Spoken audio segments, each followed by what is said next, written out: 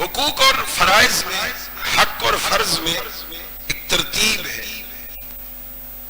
فرض کی ادائیگی پہلے ہوتی ہے، حق کا مطالبہ بعد میں ہوتا ہے. جتنے تک کوئی بندہ اپنا فرض ادا نہ کر لے، وہ کسی قسم کے حق کے مطالبے کا حقدار نہیں ہوتا ہے. مزدور جتنے تک 8 گھنٹے مزدوری نہ کر لے، وہ مزدوری کے پیسے لینے کا حق نہیں رکھتا ہے. 1 مہینہ نوکری کر لو پھر تنخواہ ملے گی، حق بعد میں ملتا ہے. فرض کی ادائیگی پہلے ہوتی ہے. بھئی یہ فطرت ہے، اصول ہے، ہمیشہ فرض کی ادائیگی پہلے ہوتی، حق کا مطالبہ بعد میں ہوتا ہے.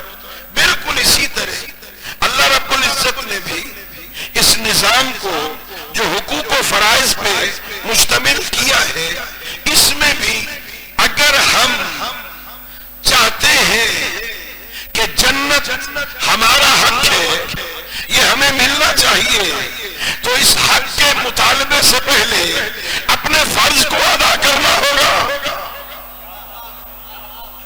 جتنے تک اپنے فرائض ادا نہیں کریں گے حق کے مطالبے کی کہ ہم حقدار نہیں ہیں، حق تبھی بنے گا ہمارا جب ہم پہلے اپنے فرائض پورے کر لیں، اپنی ذمہ داریاں پوری کر لیں.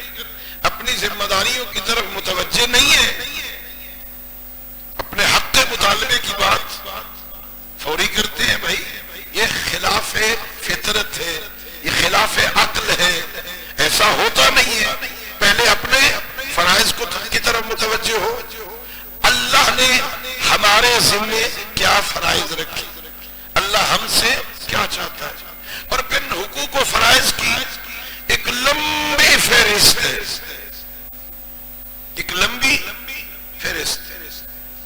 میں نے کیا کرنا ہے، گھر کے اندر سے لے کر معاشرے تک ہمیں ہمارے ذمے کتنے فرائض ہیں. میں دیکھو اللہ آپ کو بیٹا عطا کرے، اللہ آپ کو بیٹی عطا کرے. پہلے تو یہ سمجھیے کہ اولاد کے جتنے حقوق ہیں نا، یہ تربیت کے جتنے مراحل ہیں، یہ ان کا حق ہے، ہمارا فرض ہے. یہ بچے کی ولادت سے شروع نہیں ہوتا. یہ تربیت کا حق جو ہماری گردن پہ فرض ہے، یہ بچے کی ماں کے انتخاب سے شروع ہوتا ہے.